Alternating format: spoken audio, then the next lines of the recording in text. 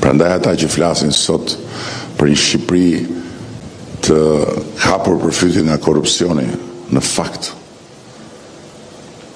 janë të kapur në fytyn e tyre nga mlefi ndaj suksesit.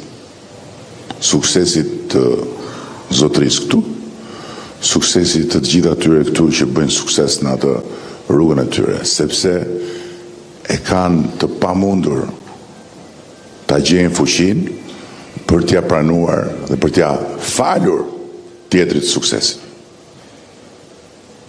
Ata që flasin për korrupsionin që na që nga rritur, duhet në fakt të dëgjojnë juve. Se nuk mundet dot të rritet korrupsioni kur t'i paguan 14 milion euro taks. Në ndërkohë që kur korrupsioni ishte më i lartë, t'i paguaj shumë më pak taks. Sepse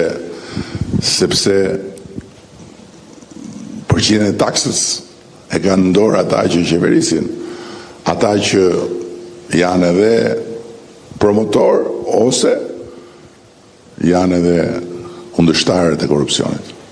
Po 14 milion euro taks me korrupsion nuk shkon.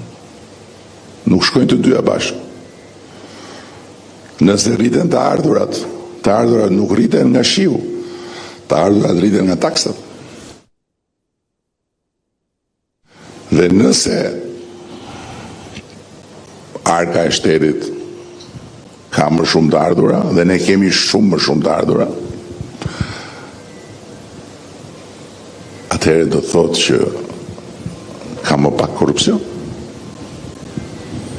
Dhe të gjithë ndërtuesit që ka përsejnë pragun për të marrë këto leje mund ta dëshmojnë që luftën me ne e kanë për cilësinë e projekteve dhe prandaj janë edhe rastet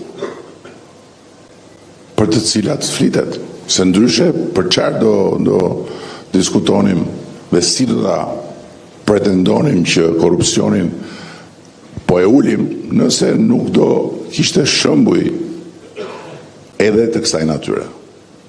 Pra, edhe shembuj pozitiv të ndërtimit, të transformimit, të rritjes ekonomisë, të rritjes pagave, të rritjes pensioneve, të rritjes të ardhurave në buxhetin e shtetit dhe shembujt negativ që ekspozohen në luftën kundër korrupsionit janë dy anët e të njëjtës medalje, që këtu ka më shumë ekonomi dhe ka më pak korrupsion.